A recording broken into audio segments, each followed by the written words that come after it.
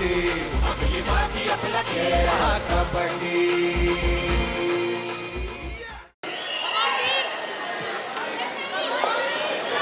दुसऱ्या हाफला सुरुवात झालेली आहे.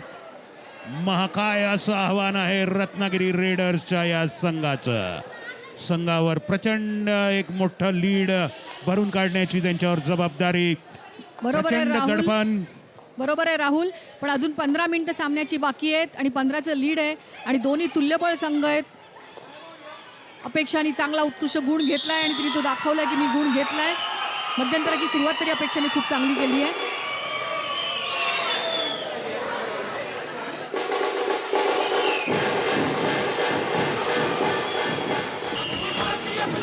असं म्हटलं जातं की एका वाघामध्ये 13 पुरुषांचं बळ असतं आणि तशीच काही कामगिरी ठाण्याच्या या वाघिणींची.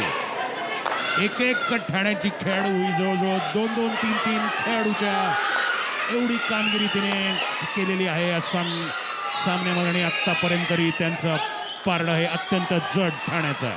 आम्रपाली गलांडेची चढाई एक स्पर्श करून लॉबीत गेलेली आहे ती. एक गुण परत वाढला ठाण्याचा.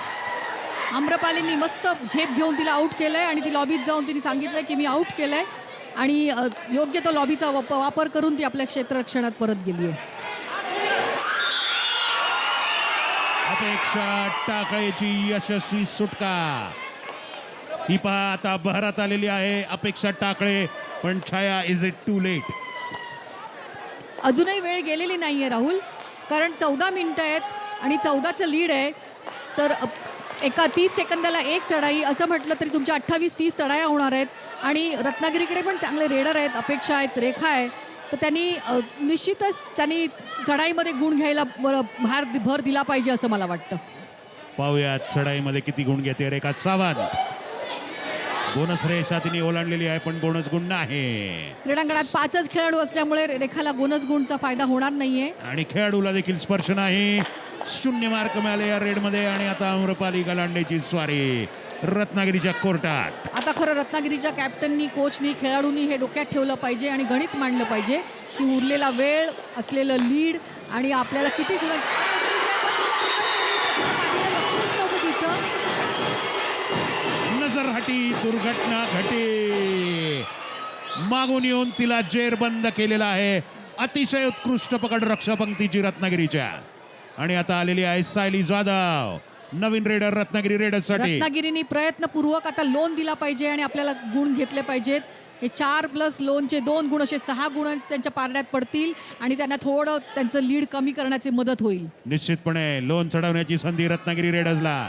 4 ठाण्याच्या वाघिणी फक्त मैदानात आहेत सध्या, पण त्यांची मुख्य मदार असलेली स्नेहल अजूनही जिवंत आणि तिची चढाई.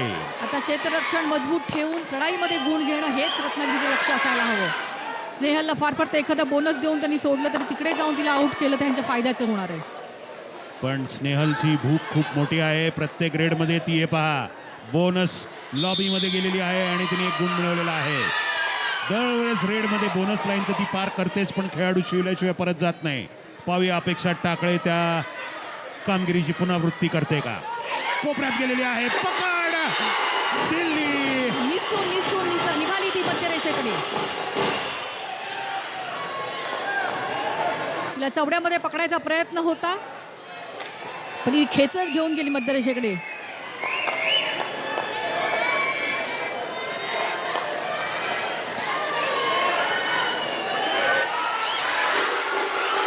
परत एकदा मिळालेले गुण घालवलेले आहेत स्नेहल शिंदे. अपेक्षाने अजिबात पकड करण्याचा प्रयत्न करायचा नव्हता. आपण बघू शकता ती चढाईची खेळाडू आहे, तिने चढाईमध्येच गुण घ्यायला हवे होते. डिफेन्स हा तिचा स्ट्रॉंग पॉइंट नाहीये. एकाएकी तिने चवडा पकडण्याचा प्रयत्न फसलाय. रेखा सावंत, चपळाची रेखा सावंत बाद झालेली आहे. परत एकदा सामना आपल्याकडे खेचून आणलेला आहे ठाण्याच्या वाघिणींनी.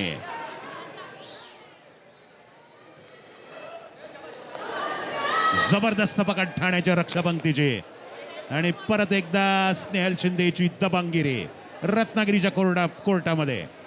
6 गुणांपर्यंत आघाडी कमी केली होती रत्नागिरीने, पण ठाण्याने मुसंडी मारून परत आघाडी वाढवलेली आहे. बघता बघता चित्र पालटलंय. मगाशी ठाण्याच्या 4 खेळाडू क्रीडांगणात होत्या, आता रत्नागिरीच्या 4 खेळाडू आहेत. लोन ठाण्यावर पडणार होता, तो बघता बघता त्याची परिस्थिती बदलली आहे. आणि ती परिस्थिती आता रत्नागिरीवर. स्नेहल शिंदे परतलेली आहे. जवळजवळ 80% रेड्स ठाण्याच्या स्नेहल शिंदेनी केलेले आहेत.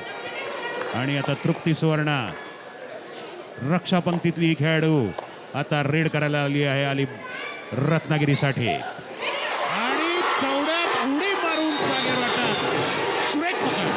सेकंदाकरता तृप्ती थोडी स्लो झाली, आपण बघू शकता. आणि तिने डाईव्ह मारली तिला आणि तिथे तिला पकडलं आणि टाइमली सपोर्ट. अतिशय उत्कृष्ट पकड. रॉंग फुटवर तिला पकडलं. तिचा पाय खाली टेकल्या तिच्या पायात डाईव्ह मारून सूर मारून तिला तिला पकडलेलं आहे. कल्पना पण येऊ दिली नाही की तुझी पकड होणार. इतक्या स्विफ्टली तिची पकड झाली. आणि स्नेहल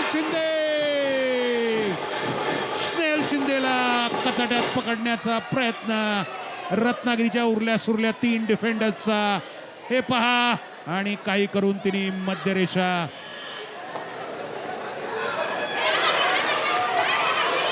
अपेक्षा टाकळीने मिळवलेला आहे. या चढाईमध्ये उलटी लात मारून 1 गुण मिळवलेला आहे.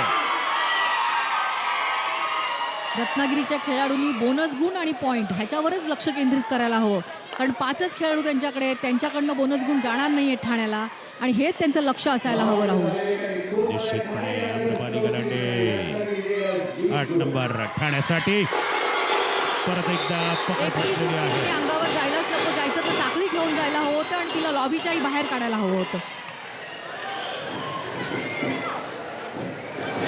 हे बघा महाकबड्डी आपली माती आपला खेळ महाकबड्डी आपली माती आपला